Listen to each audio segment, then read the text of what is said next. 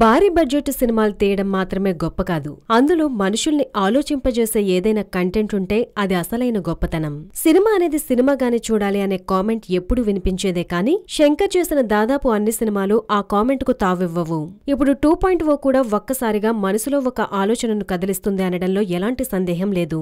ప్రపంచంలో ప్రతి ప్రాణికి జీవించే హక్కు ఉంది, కానీ మనుషుల అవసరాలకు ఇతర జీవాల ప్రాణాలు పణంగా పెడుతున్నారు. ప్రపంచానికి, మనుషుల జీవన విధానానికి పక్షులు ఎంతగానో ఉపయోగపడుతున్నాయని శంకర్ చెప్పిన విధానం ప్రశంసించాల్సిన విషయం. పచ్చగా ఉండే ప్రకృతిని పురుగులు నాశనం చేస్తాయి, వాటిని అదుపు చేయడానికి పక్షులు వాటిని తింటాయి.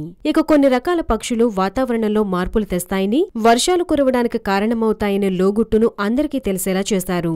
ఇక మరో దేశం నుంచి వేలాది కిలోమీటర్ల నుంచి వచ్చే పక్షులు భారతదేశంలోని ఓ గ్రామానికి రావడం కేవలం ప్రకృతిలో భాగంగా అవి వాటి మెదడుతో దారులను గుర్తుపెట్టుకుని అన్ని వేలాది కిలోమీటర్లొస్తాయని శంకర్ కొన్ని మర్చిపోతున్న విషయాల్ని అర్థమయ్యేలా చెప్పాడు.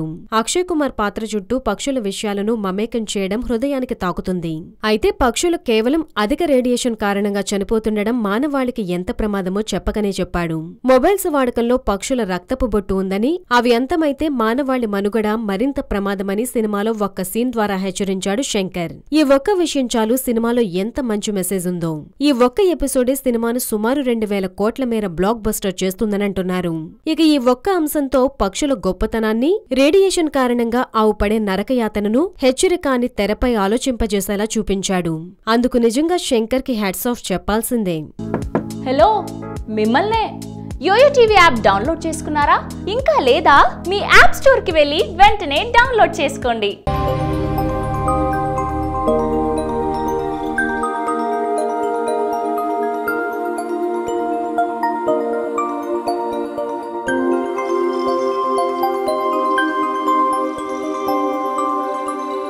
ఈ వీడియో గనుక మీకు నచ్చినట్లయితే లైక్ చేయండి, షేర్ చేయండి అండ్ సబ్స్క్రైబ్ చేయండి.